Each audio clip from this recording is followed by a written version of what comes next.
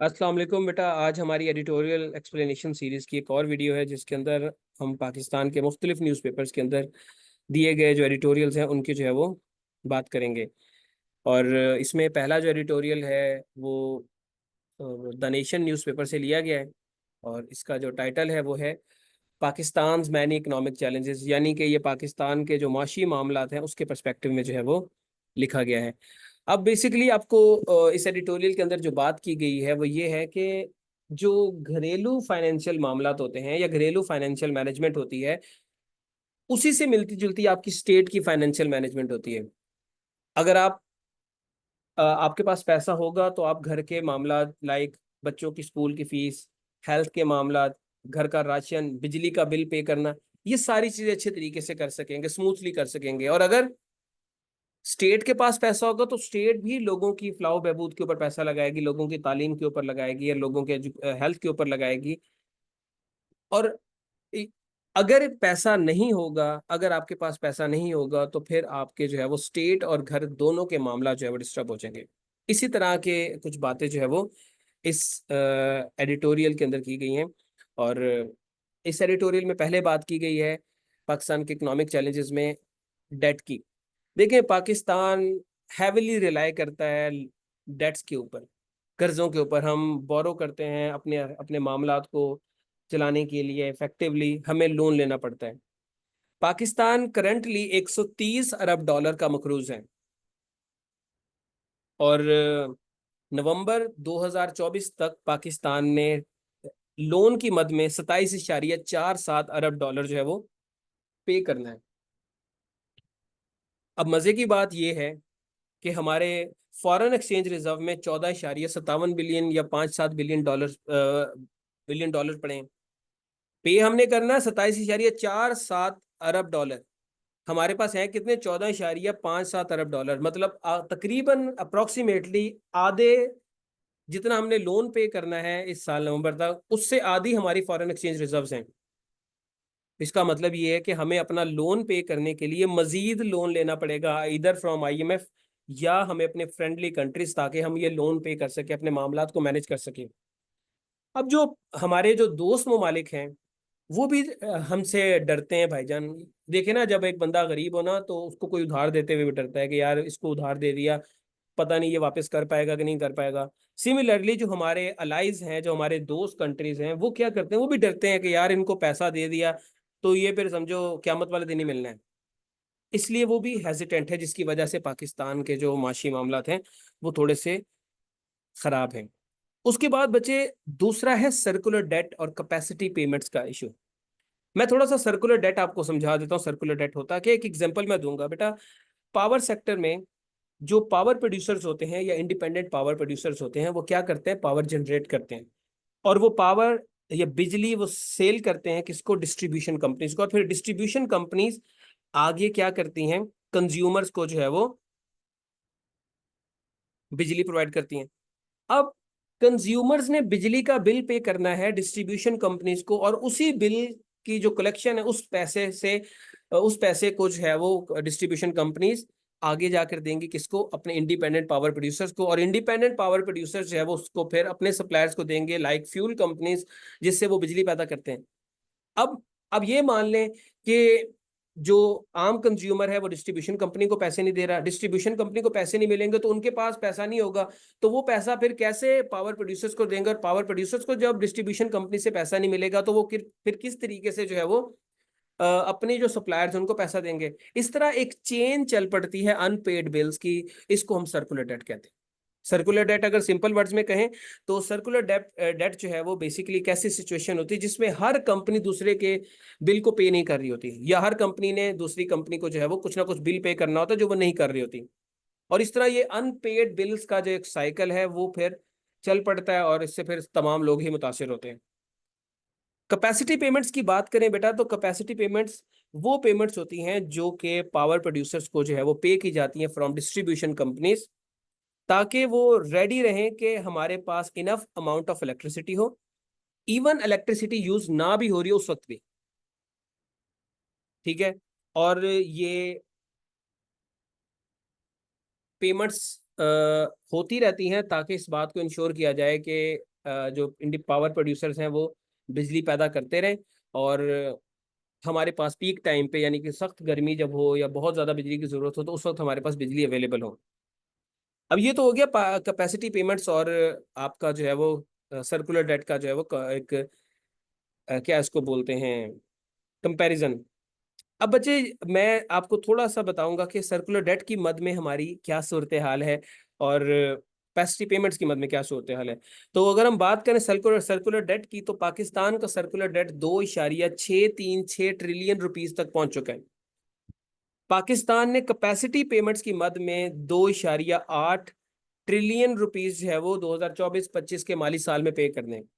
अब आपको पता होगा कि पाकिस्तान का डिफेंस बजट 2.12 ट्रिलियन रुपीस है, जो कि कम है आपके सर्कुलर डेट से भी और आपके कैपेसिटी पेमेंट्स, मतलब आपकी सर्कुलर डेट और कैपेसिटी पेमेंट्स आपके डिफेंस बजट से भी ज्यादा है।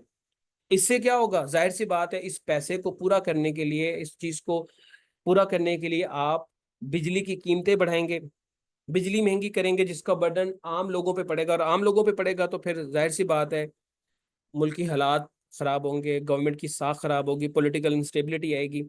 तो ये सूरतें जो है वो फिर आपके लिए पैदा होती हैं। आई होप आपको ये चीज समझ आ गई होगी। उसके बाद बच्चे नेक्स्ट जो इशू है वो है आपका ट्रेड इम्बैलेंस का। अब हम लोग एक्सपोर्ट कम करते हैं, इंपोर्ट्स बहुत ज्यादा करते हैं। हमारी इंपोर्ट्स ज्यादा हैं हमारी एक्सपोर्ट्स के, और जब इसका बिल्कुल ये मतलब है कि आप कमाते कम हैं और लगाते ज्यादा हैं। ठीक है, मैं 10 रुपए कमाता हूँ, 20 रुपए मेरा खर्चा है, तो हर साल हर महीने मुझे 10 रुपए का खसारा, और यही खसारा बढ़ते बढ़ते इतना बड़ा हो जाएगा कि मेरी सारी सैलरी इस खसारे को पूरा करने में चली जाएगी और मुझे कुछ भी नहीं बचेगा। सिमिलरली पाकिस्तान के भी एक्सपोर्ट्स कम हैं, इंपोर्ट्स ज्यादा हैं। 2024 में पाकिस्तान ने 30.65 अरब डॉलर के जो है वो एक्सपोर्ट्स किए, और हमारी इंपोर्ट्स रही हैं 54.71 अरब डॉलर की, यानी कि तकरीबन आधो आध का फर्क है। हमारी इंपोर्ट्स ज्यादा हैं हमारी एक्सपोर्ट से, और हमें तिजारती खसारा 24.06 अरब डॉलर का हो रहा है। और याद है हमारे फॉरेन एक्सचेंज रिजर्व में अप्रोक्सीमेटली 14 पौने 14 अरब डॉलर जो है वो पड़े हैं, और खसारा हम करते फिर रहे हैं तो तकरीबन 24-25 अरब डॉलर का। तो इस खसारे को पूरा करने के लिए जाहिर सी बात है आपको फिर कुछ ऐसे स्टेप्स लेने पड़ते हैं जिसकी वजह से बर्डन जो है वो आम लोगों पे पड़ता है, मुल्क की इकोनॉमी खराब होती है अदरवाइज। तो ये भी एक आपका मसला है। तो इसके लिए आपको सोल्यूशन यही है ना कि आपको अपनी ट्रेड इंक्रीज करनी पड़ेगी। ट्रेड डेफिसिट कम करने के लिए आपको अपनी एक्सपोर्ट्स इंक्रीज करनी पड़ेंगी, इंपोर्ट्स जो है वो आपको कम करनी पड़ेंगी। उसके बाद बच्चे आ गई आपकी state owned enterprises. State owned enterprises बेटा मैं आपको अगर बताता जाऊं कि स्टेट ओन्ड इंटरप्राइजेस ऐसी कंपनीज को कहा जाता है जो कि जिनको स्टेट कंट्रोल करती है या जो मुल्क की स्टेट की मलकियत होते हैं, और ये बहुत सारी services like electricity, transportation, gas etcetera जो है वो आपको प्रोवाइड करते हैं। कुछ स्टेट ओन्ड कंपनीज के नाम आपको मैं बता देता हूँ, जैसे जैसे पीआईए हो गई, आपकी पाकिस्तान स्टील मिल्स हो गई। इसके अलावा आपको किसी स्टेट ओन्ड कंपनी का पता हो तो आप, या स्टेट ओन्ड इंटरप्राइज का पता हो तो आप कमेंट सेक्शन में उसका नाम जरूर बताइएगा। अब ये जो स्टेट ओन्ड इंटरप्राइजेज होती हैं, इनको कोई भी स्टेट इसलिए बनाती है ताकि स्टेट्स को प्रॉफिट जनरेट हो, लॉस के लिए तो नहीं बनाती।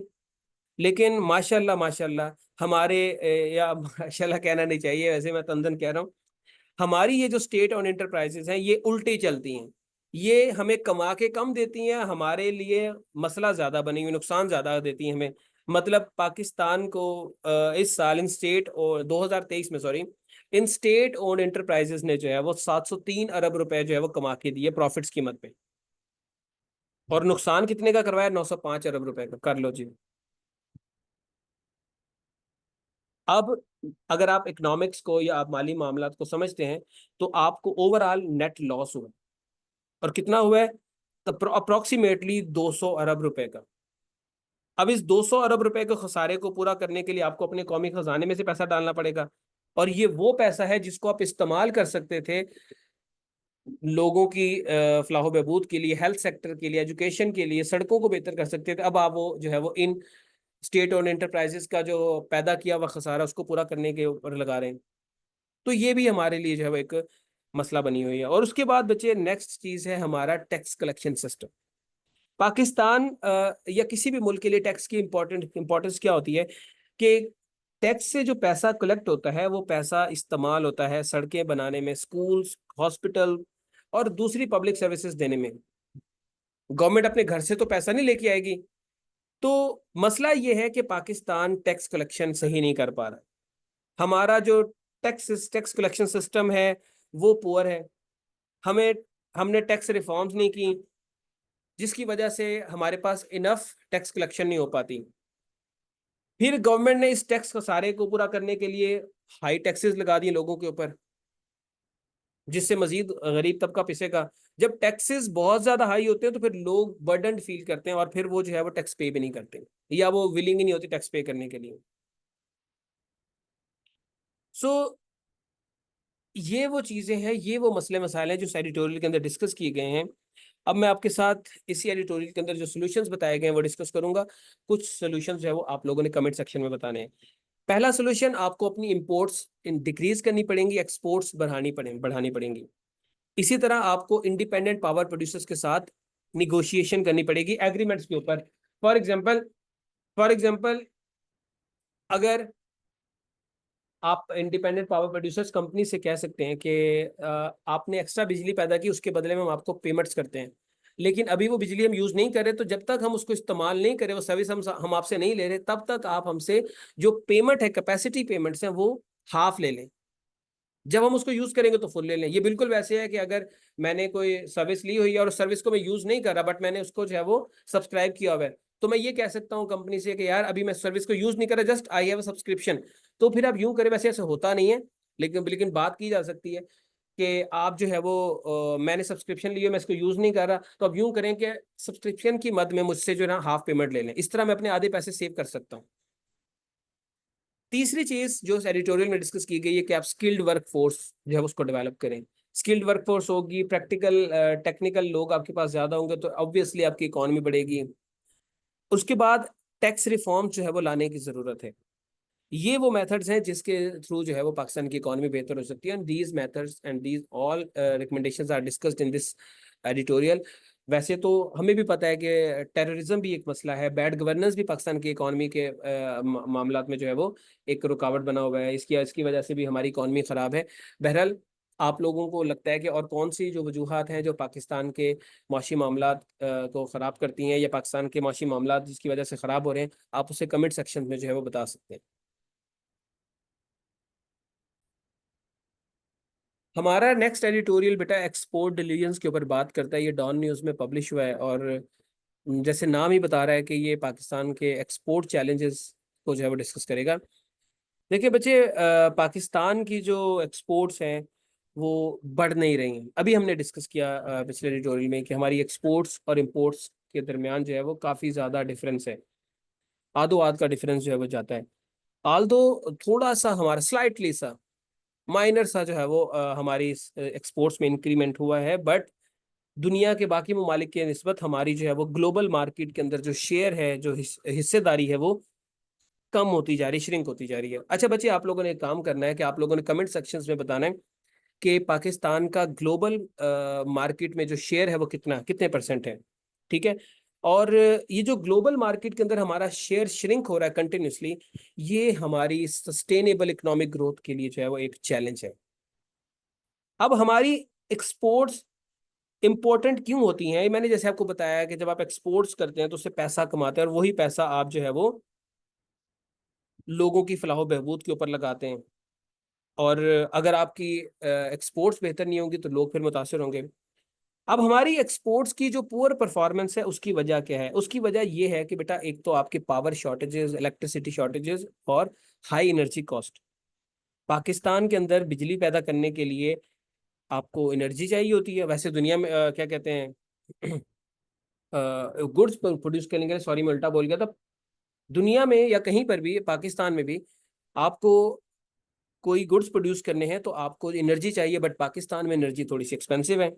फॉर एग्जांपल अगर टेक्सटाइल फैक्ट्रीज की बात करें तो टेक्सटाइल फैक्ट्रीज की के अंदर जो मशीनें हैं वो बिजली पे चलेंगी ना, और जब आपकी बिजली की जो प्राइस है या बिजली के बिल्स हैं वो ज्यादा आएंगे, तो फिर हमारी जो कंपनीज हैं वो प्रोडक्शन भी लिमिटेड करेंगी और वो दूसरे ममालिक के साथ compete नहीं कर सकती।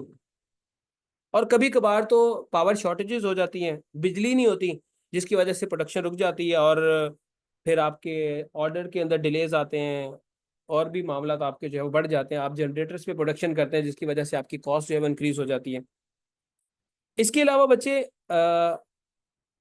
जो आपकी ग्लोबल डिमांड है उसमें फ्लक्चुएशंस आती रहती हैं, ये भी पाकिस्तान के एक्सपोर्ट्स के लिए मसला है। ग्लोबल मार्केट में आपको पता है कि सर्टेन प्रोडक्ट्स की डिमांड चेंज होती रहती है। फॉर एग्जांपल, अगर एक साल जो है वो लोग पाकिस्तान के कपड़े ज्यादा खरीदते हैं, तो अगले साल हो सकता है वो कम खरीदें, उसकी डिमांड कम हो जाए। और आप एक्सपोर्टर जो है वो कभी भी सही तरीके से प्रिडिक्ट नहीं कर सकते कि उनकी प्रोडक्ट मार्केट में कितनी खरीदी जाएगी। तो इस फ्लक्चुएशन की वजह से भी आपकी जो है वो एक्सपोर्ट थोड़ी सी डिस्टर्ब होती है। फिर उसके अलावा आपकी जो डोमेस्टिक पॉलिसी शिफ्ट्स हैं, ये भी एक इशू है। गवर्नमेंट की जो हमारी जो गवर्नमेंट्स होती हैं ये भी इनकंसिस्टेंट है, इनके अंदर कंसिस्टेंसी नहीं है। एक साल इनकी एक्सपोर्ट पॉलिसी कुछ होती है, अगले साल इनकी एक्सपोर्ट पॉलिसी चेंज हो जाती है, जो कि फिर एक्सपोर्टर्स के माइंड में एक अनसर्टेनिटी पैदा करती है कि गवर्नमेंट पता नहीं अब कौन सी पॉलिसी लेके आने वाली है। और यही फ्रीक्वेंट चेंजेस जो है फिर फ्यूचर प्लान्स करने में, आपको अपनी एक्सपोर्ट प्लान्स करने में और एक्सपोर्ट को स्मूथली ऑपरेट करने में जो है वो रुकावट बनती है। अब एक्सपोर्टर्स को गवर्नमेंट की तरफ से सब्सिडीज भी मिलती हैं, टैक्स में भी छूट मिलती है, लेकिन कुछ पावरफुल जो आपके इंडस्ट्रियलिस्ट होते हैं या बिजनेसमैन होते हैं, वो इसका भी फायदा उठाना चाहते हैं। वो मजीद गवर्नमेंट से सब्सिडीज मांगते हैं, मजीद जो है वो टैक्स में छूट मांगते हैं और यही शो कराते हैं कि जो उनके तो अखराजात ही पूरे नहीं हो रहे। तो फिर हुकूमत को मजबूरन उनको ज़्यादा सब्सिडीज और टैक्सेस की मद में जो है वो छूट देनी पड़ती है और उसका बर्डन जो है वो आम लोगों पर पड़ता है। अब यही एडिटोरियल आगे जाके बात करता है कि फिर कौन सी वजूहात हैं पाकिस्तान के जो क्या कहते हैं एक्सपोर्ट्स में। तो उनमें से एक तो ये है कि आपकी एक्सपोर्ट डाइवर्सिफाई नहीं है। पाकिस्तान की जो एक्सपोर्ट मार्केट है वो न्यू प्रोडक्ट जो है वो बना नहीं रही या इंट्रोड्यूस नहीं कर रही। मतलब ये बिल्कुल वैसे है कि हम सिर्फ कपड़े के ऊपर काम करते हैं या दो तीन प्रोडक्ट्स और हैं, एग्रीकल्चरल प्रोडक्ट्स हैं जिनके ऊपर हम काम करते हैं। हम आईटी के अंदर जो है वो कुछ एक्सपोर्ट नहीं कर रहे। मतलब टेक्नोलॉजी के सेक्टर पे हमारा कोई काम नहीं, एजुकेशन में भी हमारी को इतनी ज़्यादा एक्सपोर्ट, एजुकेशन सेक्टर में भी इतनी ज़्यादा कोई एक्सपोर्ट नहीं है। कोई और ऐसा सेक्टर भी नहीं है जिसके ऊपर हम एक्सपोर्ट्स करते हैं ज़्यादा। तो हमारी एक्सपोर्ट बड़ी लिमिटेड है। तो हमारी एक्सपोर्ट डाइवर्सिफाई होंगी लोग, फिर ही हमारा मार्केट के अंदर शेयर जो है वो बढ़ेगा और हमारी एक्सपोर्ट्स इंक्रीज होगी। फिर आपको प्रोडक्टिविटी इंक्रीज करने की जरूरत है। हमारी जो प्रोडक्ट्स हैं उनकी जो क्वालिटी है वो इतनी अच्छी नहीं है या वो इतनी एफिशिएंट नहीं है जितनी जो है वो दूसरे ममालिक की हैं। हमारी जो प्रोडक्टिव एफिशिएंसी है वो भी कम है। फॉर एग्जांपल, अगर हमारा जो कंपेटिटर कंट्री है वो एक दिन में 150 आइटम्स बना रहा है, तो हम उसके मुकाबले में 100 आइटम्स बना रहे हैं। उसके अलावा हमारी बहुत सारी फैक्ट्रीज के अंदर लोकल और जो बड़ी फैक्ट्रीज हैं वहां पर वही पुरानी मेथड्स, पुरानी टेक्नोलॉजी और पुरानी जो है वो तरीकेकार से जो है वो प्रोडक्शन हो रही है। तो ये भी आपका एक मसला है कि आप ओल्ड टेक्नोलॉजी के साथ ही स्टक किए हुए हैं। फिर इसके अलावा आप न्यू मार्केट्स को जो है वो स्टक नहीं कर रहे। पाकिस्तान लिमिटेड मार्केट्स को ही अप्रोच करता है और हम लोग मिस कर जाते हैं अपॉर्चुनिटीज बहुत सारी अफ्रीका के अंदर, अमेरिका में से मुराद मेरी सिर्फ यूनाइटेड स्टेट्स ऑफ अमेरिका नहीं, और भी हम साउथ अमेरिका में बहुत सारी कंट्रीज हैं जिनके साथ हम अपनी एक्सपोर्ट्स कर सकते हैं। बट हमारी क्योंकि एक्सपोर्ट्स डाइवर्सिफाई नहीं है, हमने उसके लिए कोई खातिर खा डिप्लोमेसी नहीं की, कुछ ऐसे मामला नहीं किए जिससे जो है वो हम दूसरे मालिक के साथ ट्रेड ताल्लुकात बना सकें। तो इस वजह से जो है वो हमारी जो ट्रेड है या हमारी जो एक्सपोर्ट है वो खसारे में जा रही है।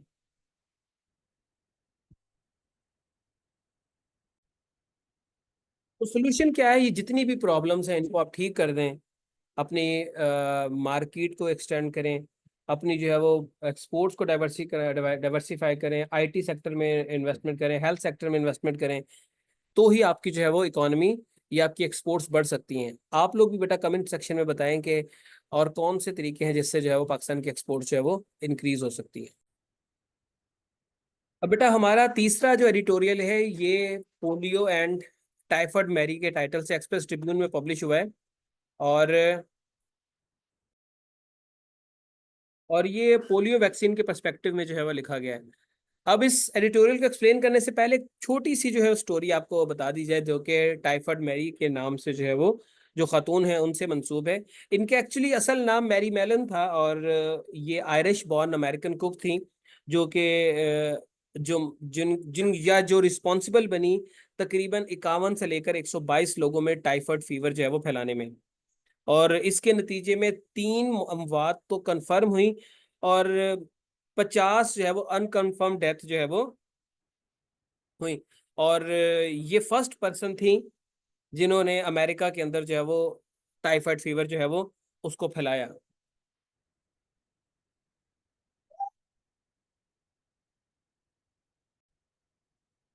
अब इनकी स्टोरी बेटा कुछ यूं है कि मैरी जो है वो हेल्दी कैरियर थी उस बैक्टीरिया की जिसकी वजह से टाइफाइड फीवर होता था। और मतलब इसका मतलब ये है कि उनकी बॉडी में हर वक्त वो बैक्टीरिया मौजूद था टाइफाइड फीवर का, बट उसकी कोई सिम्टम्स शो नहीं हो रही थी। तो उन्होंने ये बैक्टीरिया फिर जो है वो फूड और कुकिंग के थ्रू जो है वो लोगों तक पहुंचाया। और क्योंकि ये कुक के तौर पे काम करती थी, मैरी जो है वो न्यूयॉर्क सिटी के अंदर जो है वो मुख्तलिफ घरों में खाना बनाती थी, और जिस घर में वो खाना बनाती थी उस घर के लोग जो है वो बीमार होना शुरू हो जाते थे। तो एक सैनिटरी इंजीनियर थे जिनका नाम जॉर्ज सॉपर था, उन्होंने इस आउटब्रेक की इन्वेस्टिगेशन की, और उन्होंने डिस्कवर किया कि जिस जिस फैमिली में भी ये बीमारी फैली है वहां पर मैरी जो है वो खाना बनाती है। तो जो अथॉरिटीज थी उन्होंने जो है वो मैरी को क्वारंटीन कर दिया कि मजीद बीमारी जो है वो ये ना फैला सके। और आल्दो ये उनकी मर्जी के खिलाफ था, और उन्होंने इस चीज को मानने से भी इनकार कर दिया कि मैं जो है वो ये बीमारी नहीं फैला रही। तो 3 साल क्वारंटीन में रखने के बाद जो है वो इनको रिलीज कर दिया गया, और इस कंडीशन पे कि अब ये किसी के घर में जो है वो कुक के तौर पे काम नहीं करेंगे। बट ये कहाँ रुकने वाली थी, इन्होंने कहा कि मैं क्यों मानूं आपकी बात। तो इसने जो है वो एक फेक नेम के अंदर जो है वो दोबारा से कुकिंग जॉब शुरू कर दी। फिर दोबारा से टाइफाइड फीवर जो है वो फैल गया, और इसको दोबारा से पकड़ा और दोबारा से क्वारंटीन कर दिया। फिर इसको 23 साल तक न्यूयॉर्क के अंदर जो है वो जेल में रखा। 1938 में जो है वो ये वफात पा गई। और वफात तक भी ये अपनी इस बात पे बजिद थी कि मेरी वजह से किसी किस्म का जो है वो ये जो टाइफाइड फीवर है नहीं फैला। अब ये स्टोरी बताने की वजह क्या है या इसका लिंक क्या है? तो देखिए बेटा, अभी कुछ अर्सा पहले, कुछ दिन पहले एक वीडियो जो है वो सर्कुलेट कर रही थी सोशल मीडिया पे, जिसमें एक डॉक्टर जो है वो एक सीनियर डॉक्टर जो है वो अपने बच्चे को जो है वो वैक्सीनेशन नहीं करवाना चाह रहा, पोलियो वैक्सीन नहीं देना चाह रहा। और इस वीडियो ने काफी ज्यादा जो है वो हाइप भी क्रिएट की कि एक मेडिकल ऑफिसर हो के, एक डॉक्टर हो के, वो किस तरीके से जो है वो अपने बच्चों को वैक्सीन नहीं दिलवा रहा। अब इसमें भी दो किस्म की ओपिनियन आई। एक एक वो डॉक्टर्स थे जो इनके खिलाफ थे, और दूसरे वो लोग थे जो ये कह रहे थे कि ये पेशेंट्स का राइट है कि वो जो है वो अपना ट्रीटमेंट करवाएं या ना करवाएं।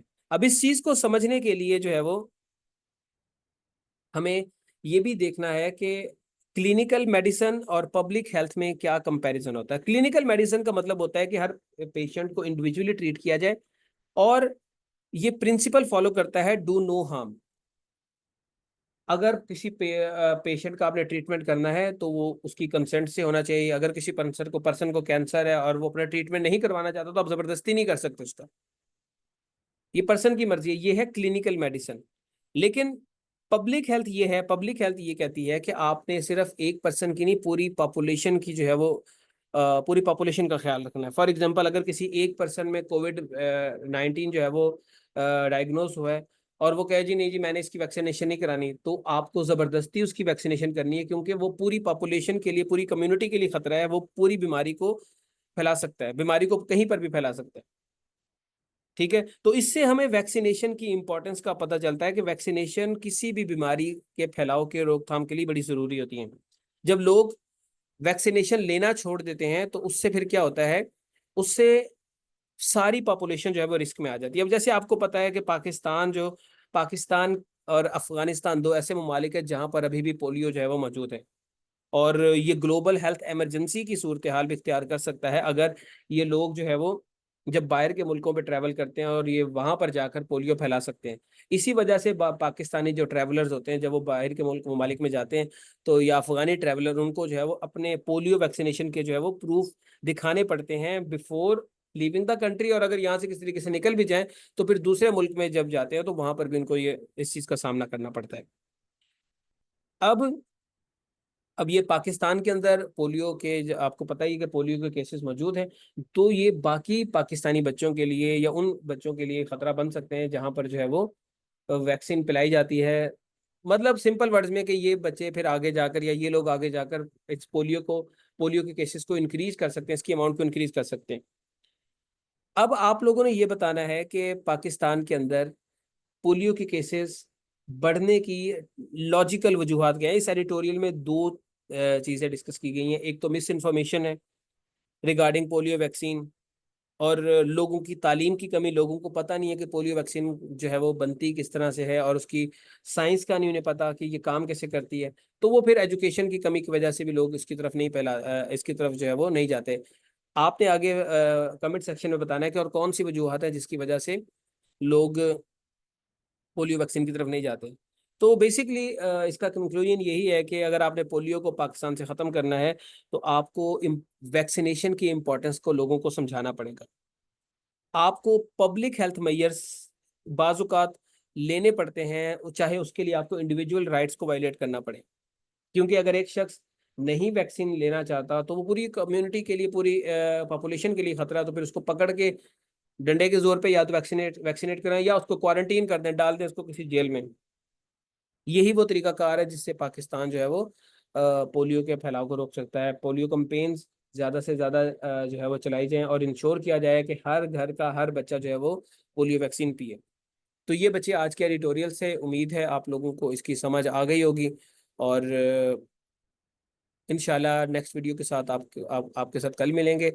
और जो भी मैंने सवालात आपको कहे हैं आप जो है वो इसके बारे में हमसे पूछ सकते हैं। इसी तरह बेटा हमारा CSS का जो है वो एक नया सेशन स्टार्ट होने जा रहा है, जो कि जिसकी ट्रायल क्लासेस दो हो चुकी हैं। एक्चुअली वो 11 जुलाई से स्टार्ट होना था, उसकी 2 दिन की ट्रायल क्लासेस हो चुकी हैं, 5 दिन की ट्रायल क्लासेस पड़ी हैं। तो अगर आप में से भी कोई शख्स उस सेशन को ज्वाइन करना चाहे तो आप हमारे व्हाट्सएप नंबर 033145999096 पर मैसेज करके अपने आप को ट्रायल क्लासेस के अंदर इनरोल करा सकते हैं। आप ट्रायल क्लासेस अटेंड करें एंड आफ्टर दैट अगर आप सेटिस्फाइड हो तो फिर आप फीस पे करके अपना सेशन जो है वो कंटिन्यू कर सकते हैं। फीस हमारी 6000 पर मंथ है, टोटल फीस 24,000 है जो आपने 4 इंस्टॉलमेंट्स में पे करनी होती है। तो अब आपको जो भी इस वीडियो से रिलेटेड सवालात हो या जो भी आपसे सवालात किए गए हैं उनको जो है आप कमेंट सेक्शन में पूछ सकते हैं। अपना ख्याल रखिएगा, फिर इंशाल्लाह मुलाकात होगी कल। अल्लाह हाफ़िज़।